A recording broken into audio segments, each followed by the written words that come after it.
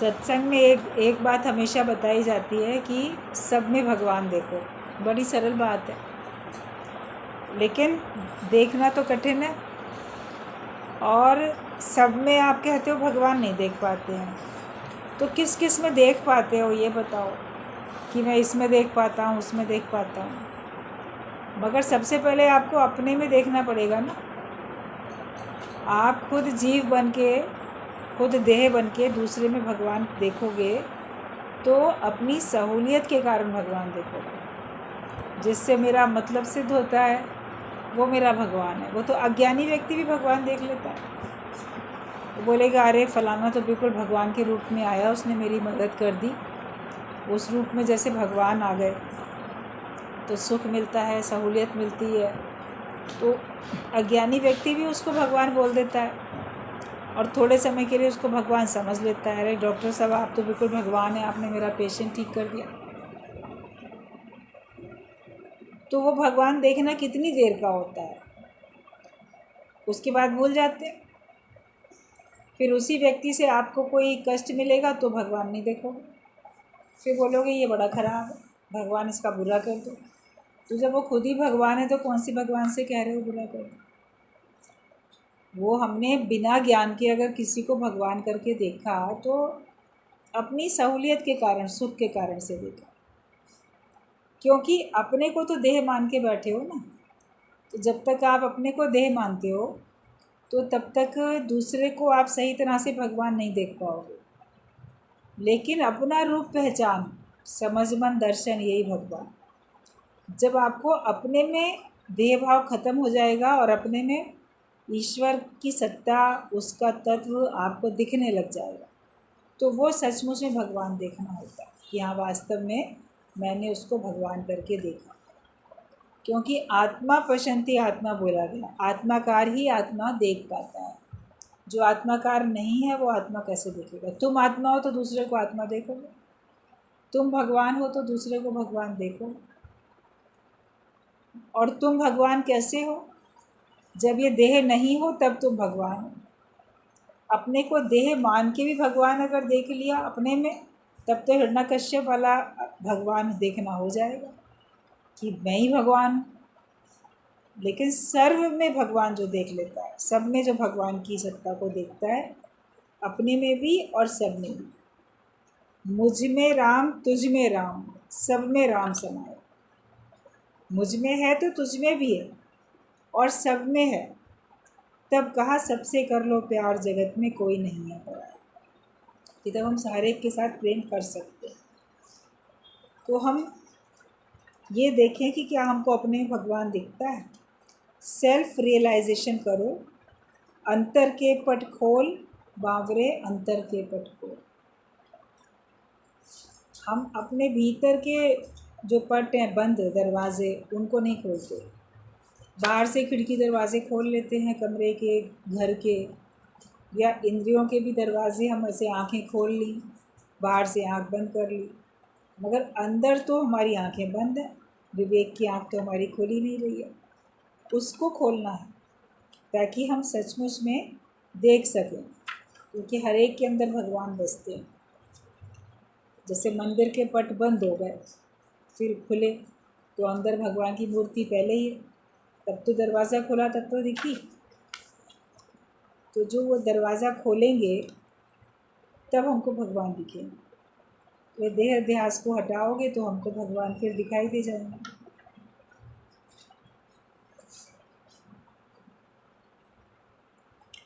तुम जिससे प्रेम करोगे वो तुमसे प्रेम करेगा, और तुम जिससे द्वेष रखोगे दूसरा भी वो तुमसे भी द्वेष रखेगा। ये एक नियम होता है कि अगर तुम्हारा किसी से प्रेम है तो तुम देखोगे उसका भी तुमसे प्रेम है, और तुम्हारा किसी से द्वेष है तो दूसरे का भी तुमसे द्वेष होता है। एक स्कूल में एक बार ऐसे टेस्ट लिया गया एक्सपेरिमेंट करने के लिए। टीचर ने क्लास में बच्चों से कहा कि एक एक पन्ना सबको दे रहे हैं, उस पर अपना अपना नाम और क्लास का नाम सब लिख के बैठो, और फिर जो तुमको बताया जाएगा वो तुम इसमें आंसर लिखना। बच्चे खुश कि ठीक है लिखेंगे। अचानक से बोल दिया है सरप्राइज़ टेस्ट हो रहा है, पता नहीं क्या बोल देगी टीचर, क्या लिखना होगा। सब उस पन्ने के ऊपर अपना अपना नाम और क्लास का नाम लिख के इंतज़ार करने लगे। जब सब लिख चुके तो टीचर ने कहा, आज हम तुम लोगों से ये पूछते हैं कि इस पूरी क्लास में किस किस बच्चे को तुम पसंद नहीं करते हो, किस किस बच्चे से तुम्हारी दुश्मनी है, बातचीत नहीं करते, या कौन कौन बच्चे तुम्हें नहीं अच्छे लगते हैं,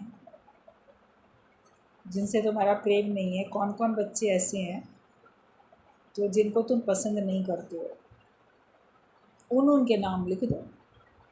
अब ये तो बड़ा सरल सा टेस्ट था। बच्चे होते हैं क्लास में, कोई उनको मित्र होते हैं, कोई उनके शत्रु होते हैं, या किसी को पसंद करते हैं किसी को नहीं करते, किसी से बोलचाल होती है किसी से नहीं होती है। तो सभी क्लास के सारे बच्चे सबको नहीं अच्छे लगते, किसी वजह से किसी से द्वेष भी होता है। तो बच्चों ने फटाफट नाम लिखे, इस क्लास का ये बच्चा मुझे नहीं अच्छा लगता, ये नहीं अच्छा लगता, 1 2 3 4 करके बच्चों ने नाम लिख लिए। किसी ने 2 नाम लिखे, किसी ने 4 नाम लिखे, किसी ने 6 नाम लिखे, जिसको जितने बच्चे पसंद नहीं थे उतने नाम लिखे। फिर देखा टीचर ने कि एक बच्चा तो अपना खाली पन्ना लेके ऐसे ही बैठा हुआ है, किसी का भी नाम नहीं लिख रहा। तो टीचर उसके पास गई, जब राउंड लगाते लगाते कहती है, अरे तुम नहीं लिख रहे हो, तुम भी तो लिखो। कहता है, मैं क्या लिखूं, आपने कहा था जो बच्चा जिसको तुम पसंद नहीं करते हो उसका नाम लिखो, लेकिन मुझे तो क्लास के सारे ही बच्चे अच्छे लगते, मेरा तो एक भी ऐसा नहीं है जो मेरा दोस्त ना हो, मेरी सबसे दोस्ती है, मेरा सबसे प्यार है, मुझे सब पसंद, मैं सबको पसंद करता हूँ, कोई बुरा नहीं है, मेरे लिए सब अच्छे हैं, तो मैं किसी का भी नाम नहीं लिखूँगी, मैं किसका लिखूँ। टीचर बड़ी खुश भी हुई, हैरान भी हुई कि अरे बच्चों का तो होता है ना कई बार, इससे दोस्ती उससे नहीं दोस्ती। फिर थोड़ी देर बाद जितना टाइम दिया गया था सबके पन्ने जमा करा लिए उन्होंने। उस बच्चे ने तो खाली पेपर ही जमा किया, किसी का भी नाम नहीं लिखा था। तब ये देखा गया कि जिस बच्चे ने किसी का भी नाम नहीं लिखा था, तो उस बच्चे का नाम भी पूरी क्लास में से किसी एक बच्चे ने भी नहीं लिखा। मतलब कि पूरी क्लास भी उस बच्चे को पसंद करती थी। वरना यह कि चलो मेरा तो सबसे प्यार है, मगर फिर भी मेरे से कोई दुश्मनी करता है, मेरे प्यार करने के बावजूद भी, तो हम तो किसी का नाम नहीं लिखेंगे, मगर हमारा नाम कोई लिख सकता है, क्योंकि वो हमको किसी कारण से पसंद नहीं करता।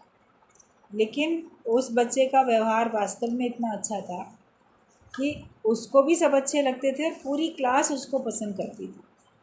तो उस बच्चे का नाम भी किसी ने नहीं लिखा था, और जिन लोगों ने जिनके नाम लिखे थे उन्हीं लोगों ने पलट के उसके भी नाम लिखे थे। अरस परस बात होती है ना, हम तुम्हें पसंद नहीं करते तो तुम भी हमको पसंद नहीं करते। तो ये सारा कुछ जब मैच मिलाया गया, एक एक बच्चे का किसने किसके नाम लिखे हैं, उन नाम वाले बच्चों ने क्या उस बच्चे का नाम लिखा है कि नहीं लिखा है, तो देख लिया कि हाँ जिसने जिसका लिखा था उसने भी, दूसरों ने भी उसका नाम लिखा। तो ये सिद्ध हो गया कि हम जैसा भाव रखेंगे दूसरे के लिए, वैसा ही दूसरे भी हमारे लिए रखेंगे। ज्ञान में आने के बाद शुरू में आप देखोगे आपको कोई पसंद करता है, आप किसी को पसंद करते हो, कोई आपको नापसंद करता है, आप किसी को नापसंद करते हो। लेकिन जैसे जैसे आपका व्यवहार अच्छा होते जाता है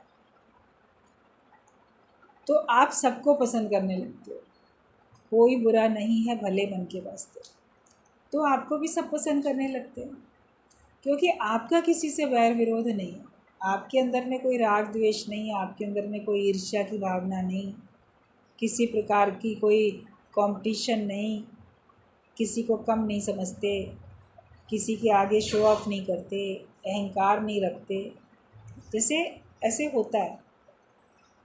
तो फिर आप देखो कि बाकी लोग भी सब अच्छे अच्छे होते हैं, सब पसंद ही करते हैं। तो आप किसी को नहीं करते तो आपको भी सब पसंद करते हैं।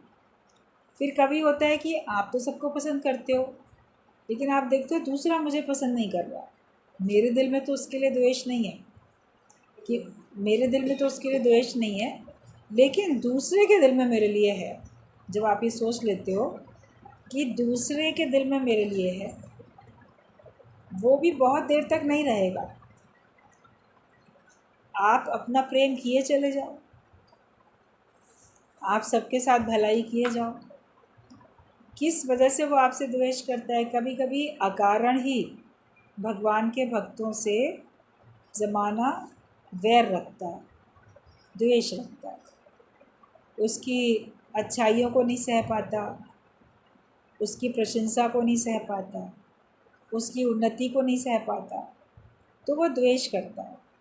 मगर उसके बावजूद भी कुछ समय बाद वो भावना उसकी ख़त्म हो जाती है, क्योंकि सेम वैसा रिएक्शन ज्ञानी की तरफ से उसको फिर नहीं मिलता।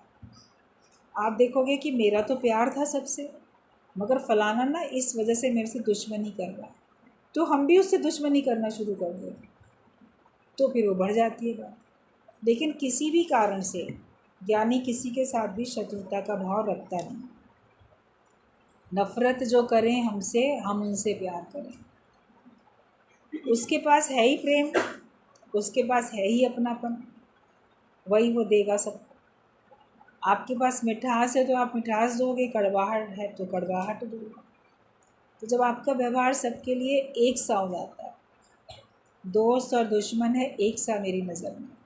ज्ञानी की नज़र में कोई दुश्मन नहीं है, लेकिन जो उससे दुश्मनी कर रहा है वो भी उसके लिए एक सा है, एक सा नज़र में एक ऐसा। तो इसमें हमें बल लगाना पड़ता है। इस अवस्था में आने के लिए हमें अपने से बड़ी मेहनत करनी पड़ती है। और जब हम इसमें पास हो जाते हैं, फिर आप देखोगे आपके लिए सब अच्छे, आप सबके लिए अच्छे, और आपका जो जीवन है बहुत अच्छाई से बीतता है। फिर किसी प्रकार का कोई तनाव नहीं होता आपके अंदर में, क्योंकि आप देखते हो कि सब आपके लिए एक बराबर है। तो जिसका द्वेष जिनसे है उनका भी उसी से ही द्वेष होता है। तुम अपने मन से बुरा मिटाओ, मन अपने ते बुरा मिटाना, फिर पेखे सगल सृष्टि साजन। फिर तो आप सारी सृष्टि में भगवान देख सकते हो, जब अपने मन से आप बुरा मिटाओ। वो कैसा भी बुरा चलता है, लेकिन मैं अपना व्यवहार थोड़ी खराब करूँगा। संत न छोड़े संतई, कोटिक मिले संत। आपका कोई अड़ोसी पड़ोसी है, रिश्तेदार है, या कोई भी है, भले आप उसके पास रोज़ रोज़ उठने बैठने नहीं जाओगे, उसकी गलतफहमी को दूर करने के लिए शुरू में कभी एक आध बार आप कोशिश करके देख लेते हो, नहीं कामयाब होते हो तो आप छोड़ देते हो कि छोड़ दो उसको। मगर आप अपनी अच्छाई और सच्चाई की राह पे चलते रहते हो, तो भगवान तो हर एक के घट में विद्यमान है। वो काम फिर भगवान कर लेता है आपकी ओर से। उसके मन में भी जो मलिनता थी वो ख़त्म हो जाती है, और समय पड़ने पे आप भी उसकी मदद कर सकते हो। एक बार बात बताई गई थी कि एक घर में देवरानी जेठानी थी, और वो आपस में सगी बहनें भी थी। कभी कभी ऐसा होता है कि सगी बहनें, दो भाइयों को ब्याह दी जाती हैं। कभी सगे भाई होते हैं, कभी तएरे चचेरे भाई होते हैं। तो एक ही परिवार की दो बहनें एक ही परिवार में बहू बन के चली जाती हैं। तो वो आपस में देवरानी जेठानी थी और सगी बहनें भी थी, मगर वहाँ पे रहते रहते किसी वजह से उनका मनमुटाव हो गया और बिल्कुल बोलचाल बंद हो गई। एक दूसरे को ना देखें ना बात करें। 2 मंजिल का घर था, एक ऊपर रहती थी, एक नीचे रहती थी। कोई उनकी आपस में बातचीत नहीं होती थी। अब उसमें से जो नीचे रहती थी, उसको किसी के थ्रू सत्संग का पता चल गया। वो सत्संग में आने लगी। जब सत्संग में आने लगी, उसका मन बड़ा खुश रहने लगा। उसके अंदर से सबके लिए भाव मिट गए, लेकिन वो फिर भी उससे अपने आप से बात करने नहीं चाहती थी। अंदर से तो भाव ख़त्म हो गया, मगर ऐसे फिर लगता है ना, इतने साल से हम बोल ही नहीं रहे, हमें क्या गरज पड़ी है, हमको कुछ चाहिएगा किसी से, हम जाके उससे बात करें। और बात करेंगे तो वही कुछ गलत ना सोच ले। तो उसने इस तरफ ध्यान भी नहीं दिया। अब कभी होता है कि भी अपने घर में गुरु को बुलाओ, तो उसका भी मन हुआ। तो गीता भगवान से सत्संग सुनते थे वो लोग। तो वो बोली कि आज कल मेरे घर में आप सत्संग के लिए आइए, दिन भर के लिए आओ। तो गीता भगवान ने कहा ठीक है, आते हैं तुम्हारे पास। जब गए उसके घर बैठे, तो गुरु का तो एक स्वभाव होता है ना, तुम्हारे अड़ोस पड़ोस में कौन है उनको भी सबको लाओ, बुला लो।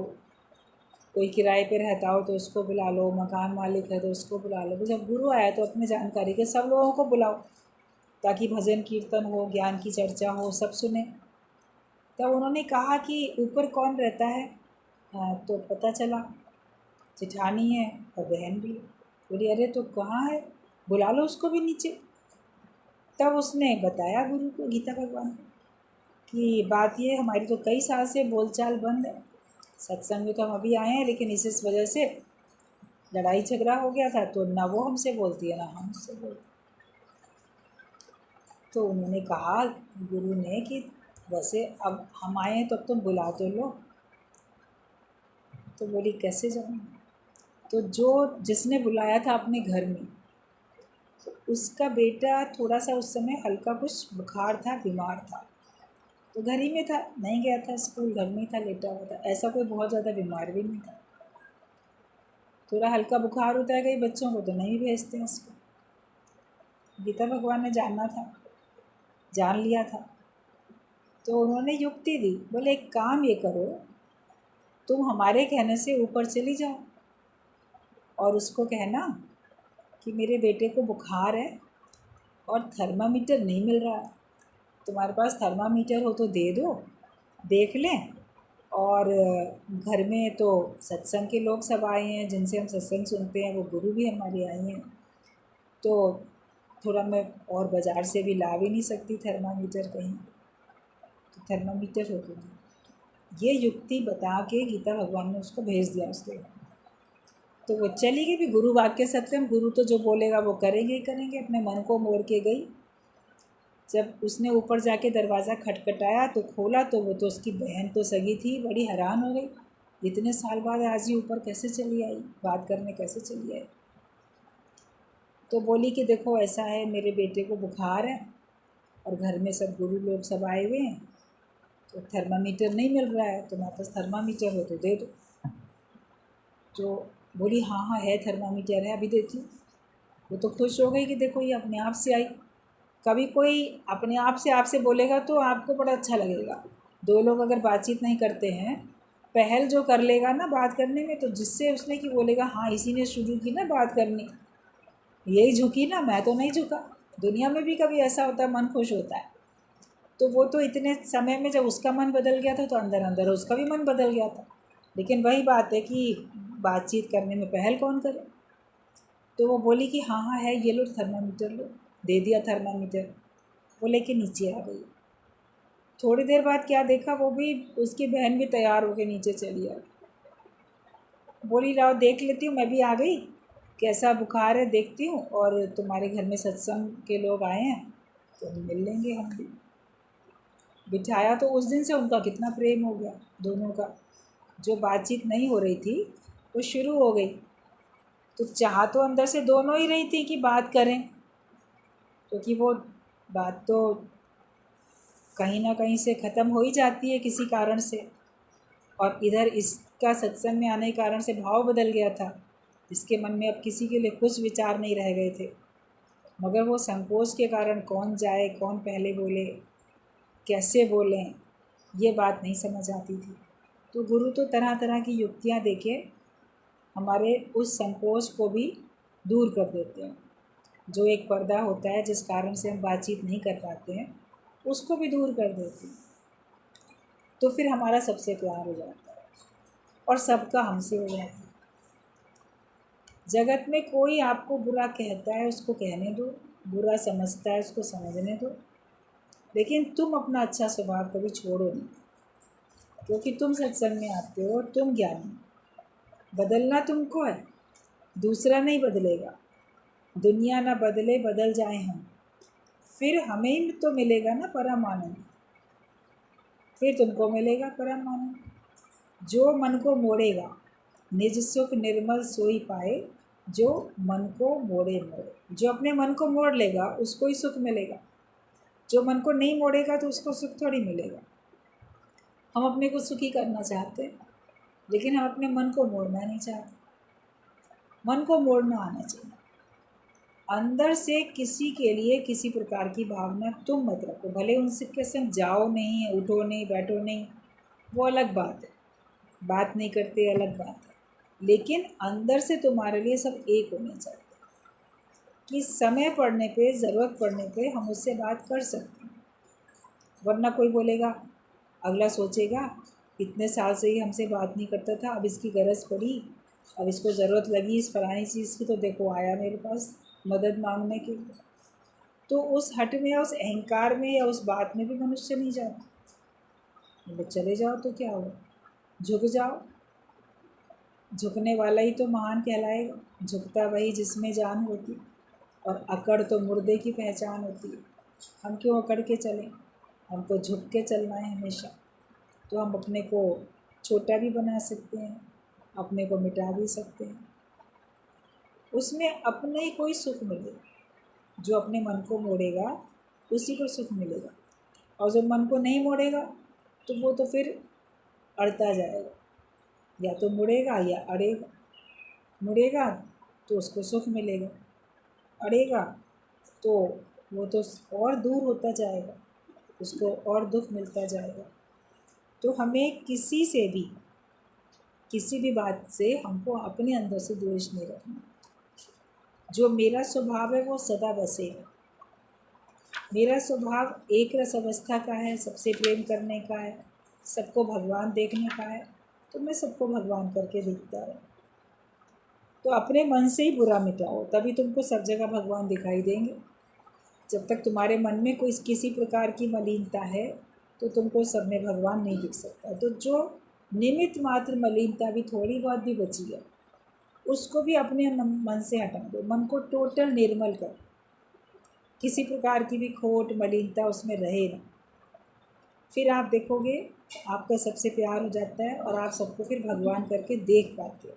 वरना भगवान करके देखना कठिन उसी को लगता है जिसने अपने मन को स्वच्छ नहीं किया, जिसने अपने मन को निर्मल नहीं किया, उसी को सर में भगवान देखना फिर कठिन भी लगता है।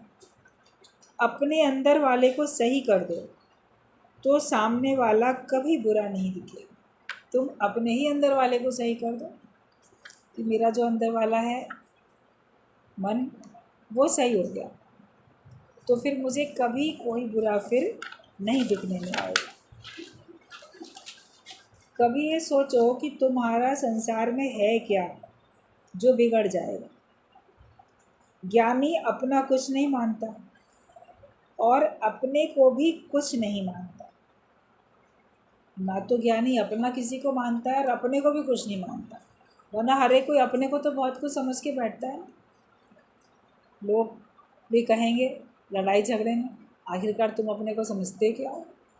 तो बोलेगा मैं अपने को तो यह समझता हूँ, मैं ये हूँ। नहीं भी बोलेगा तो मन में तो जानता है, अरे वो है तो मैं भी तो कुछ हूँ, मैं कुछ नहीं हूँ क्या? तो कुछ तो अपने को समझ के बैठा है।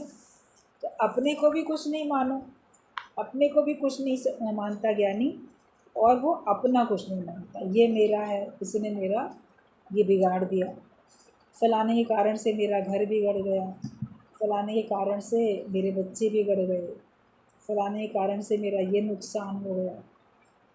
तो तुम्हारा नुकसान कुछ नहीं हुआ। आयु तो वैसे भी हर एक की जा रही है, वो तो जाएगी जाएगी, एक एक पल सब बीत रहा है। आयु घटती ही घटती जाए, हर एक ही घट रही है। और उतने साल में, जितने भी साल आपके बीत गए, उतने सालों में तुम्हें कुछ नहीं मिला कहोगे, मगर अनुभव तो मिला। जगत कैसा है, दुनिया कैसी है, वो अनुभव तो मिला। या फ़ायदा पड़ता है तो मैं कैसा फील करता हूँ, नुकसान पड़ता है तो मैं कैसा फील करता हूँ, अनुभव तो आपको मिलता ही जाता है। तो ये मत कहो कि मुझे मिला क्या। कई लोग बोलते हैं इतना किया हमें मिला क्या। अनुभव मिला, क्या करना चाहिए आगे से, क्या नहीं करना चाहिए, वो तो समझ मिली। और किसी वजह से भी अगर आप सत्संग तक पहुंच जाते हो, ज्ञानवान आप बन चुके हो, जो लोग भी सत्संग में आ जाते हैं, किसी भी कारण से आ जाते हैं, तो कुछ नहीं मिला तो ज्ञान तो मिला। ज्ञान मिला, भगवान मिला, तो जीवन में अचानक सब कुछ मिला। अचानक से ही तो सत्संग मिल गया। तो आप समझो कि अब सत्संग अगर मिला, भगवान मिल गए, ज्ञान मिल गया, तो मुझे सब कुछ मिल गया। अब कोई कमी नहीं रह गई। जो कमी मैं समझता हूँ वो मेरी कमी नहीं है, ना मुझ में कमी है ना मेरी कमी है। मैं अपने आप में तृप्त हूँ, मैं अपने आप में भरपूर हूँ। मेरे अंदर किसी प्रकार की कोई कमी नहीं है। मैं अपने को तो तृप्त करके हमेशा ही देखता हूँ, और संसार की कुछ चाह नहीं है, इसलिए मैं कभी अतृप्त होता नहीं। जगत की चाह रखोगे तो फिर आपको अतृप्ति रहेगी, लेकिन जिसको कोई चाह नहीं है तो वो तो तृप्त है अपने आप में। ज्ञान मिल जाता है तो आप हमेशा के लिए तृप्त भी हो जाते हो। तो तुम्हारा है क्या जो बिगड़ जाएगा? कोई बोलेगा मेरा जीवन बिगड़ गया या मेरा जीवन बिगड़ जाएगा। ये जीवन अगर भगवान को सौंप दिया, गुरु को सौंप दिया, तो फिर बिगड़ने वाला नहीं। अगर भगवान को नहीं सौंपोगे, गुरु को नहीं सौंपोगे, तब बिगड़ सकता है, क्योंकि अपने मन को सौंप दोगे अपना जीवन, या संसार वालों को सौंप दोगे।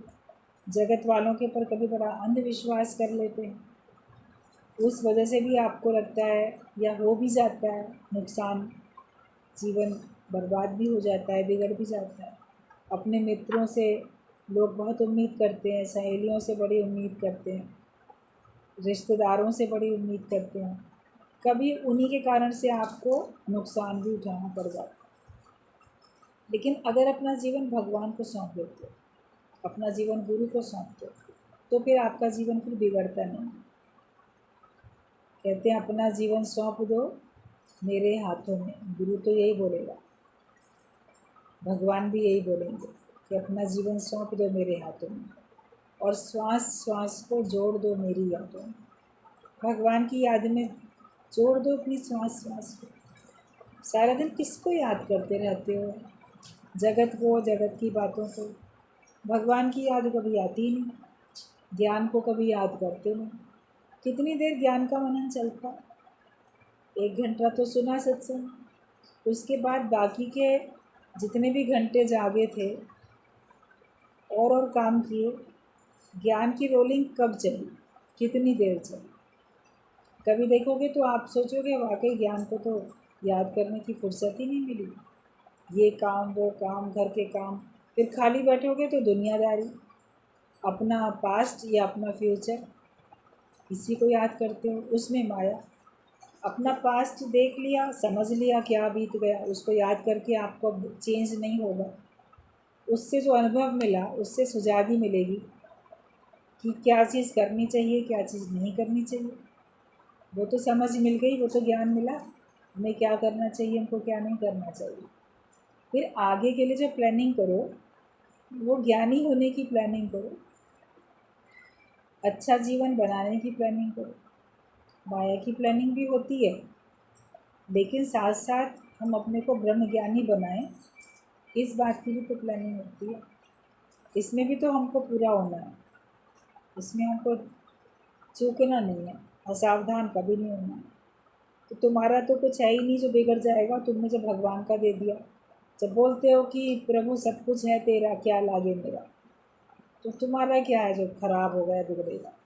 मेरा नाम खराब होगा, मेरा नाम अच्छा होगा, तो तुम्हारा नाम भी नहीं है ही, वो तो भगवान को सौंप दिया। जब सब कुछ मालिक है तेरा, ये बोल दिया कि भगवान सब कुछ तुम्हारा है, तो अपमान मान भी है तेरा। जो अपमान अगर होता हुआ दिखता है तो भगवान तुम्हारा ही हो रहा है, मेरा कहाँ हो रहा है?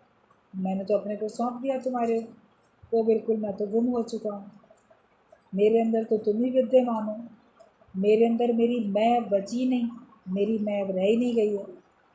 तो अपमान भी होता है तो तुम्हारा होता है, मान सम्मान होता है तो वो भी तुम्हारा ही होता है, वो भी मेरा नहीं है। हर बात को ज्ञानी ईश्वर को रीडायरेक्ट करते जाओ। पोस्टमैन तुम्हारे घर कोई चिट्ठी डाल जाए, वो तुम्हारी नहीं है, एड्रेस तो तुम्हारा ही पड़ा हुआ था, नाम तो किसी और का है, पहले तुम्हारे से पहले शायद कोई वहाँ रहता था। तो आप उसको, अगर उसका एड्रेस मालूम है तो आप उसको फिर रीडायरेक्ट कर देते हो ना। वो अपना वो एड्रेस काट के ऊपर से रीडायरेक्ट लिख के और एड्रेस डाल के आप पोस्ट कर देते हो। तो वो उसी के पास पहुंच जाएगी।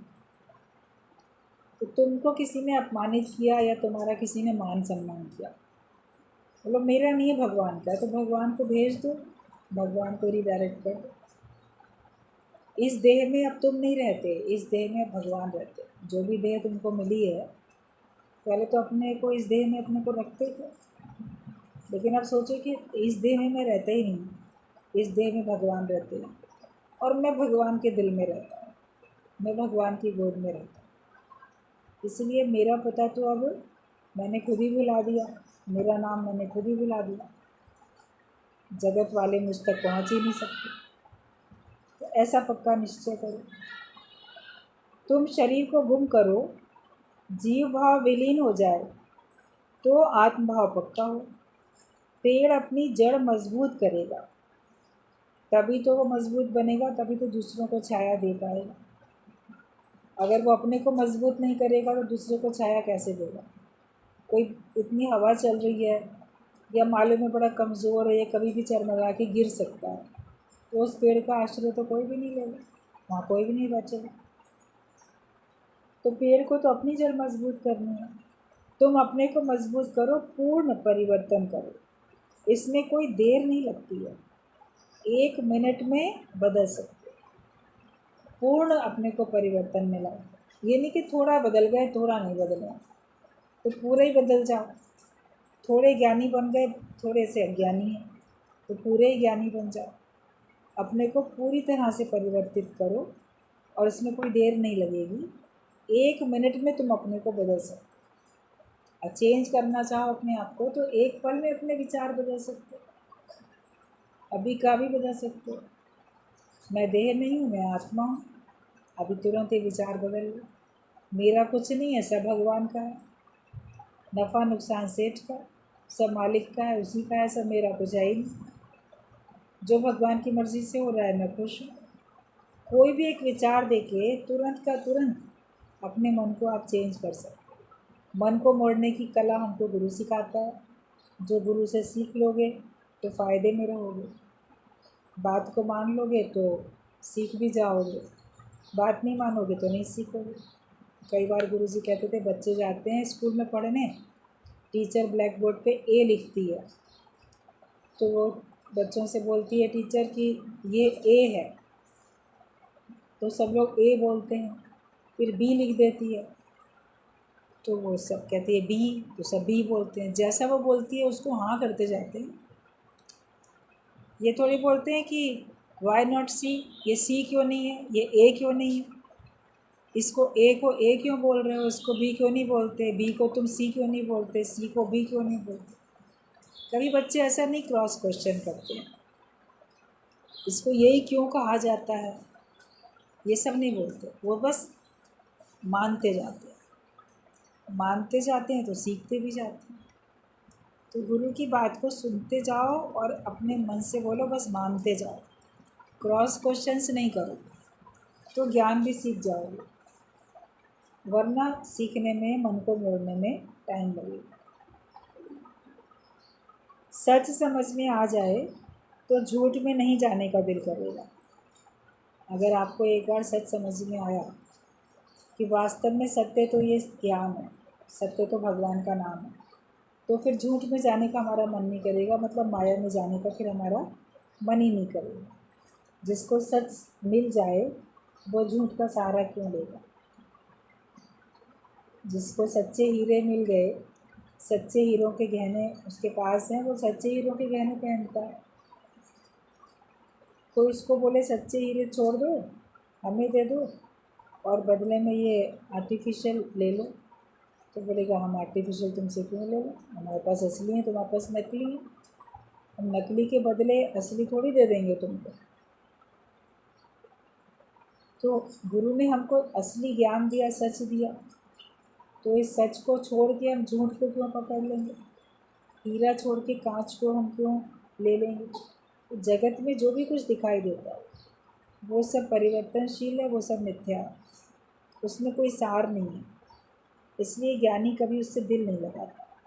और जब तुम्हारा दिल सच में लग जाता है, इस सत्य में लग जाता है, ज्ञान में मन लगा, तब तुम्हारा माया के प्रपंच में मन लगेगा ही नहीं। दुनिया वाले बहुत घर की गृहस्थी इसकी उसकी बातें करेंगे। आप बोलोगे कि कितना बोलता है, बंद क्यों नहीं कर रहा, बोरियत लगने लगेगी। खुद भी ज़्यादा डिटेल में आप जगत की बातें अब कर नहीं पाओगे, शॉर्ट में ही करोगे, जितना ज़रूरी है उतना ही करोगे, और ना सुननी अच्छी लगेंगी। माया का प्रपंच, माया की बातें सुननी नहीं अच्छी लगेंगी, क्योंकि आपके अंदर अब सच आ चुका है। तो जिसको सच समझ में आएगा वो झूठ से फिर दिल नहीं लगाएगा, ना वो झूठ में जाएगा। अपना निश्चय तो पक्का तुमको करना है। घड़ा भर गया फिर नल के नीचे नहीं रखना पड़ेगा। एक बार अपना निश्चय पक्का कर लो, फिर उसको पक्का करने के लिए आपको कुछ और साधन करना नहीं पड़ेगा, क्योंकि ज्ञान से आपका निश्चय पक्का हो ही चुका है। वरना साधन और क्या करें, भगवान को पाने का और क्या साधन करें।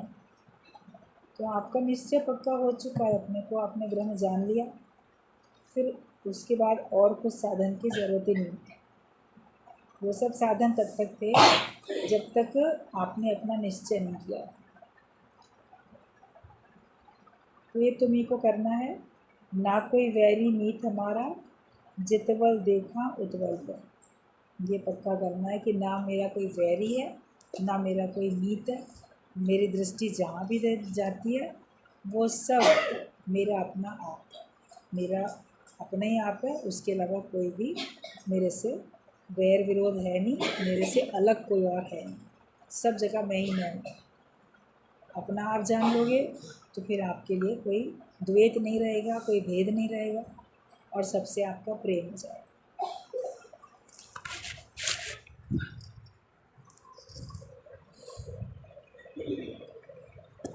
क्या समझा?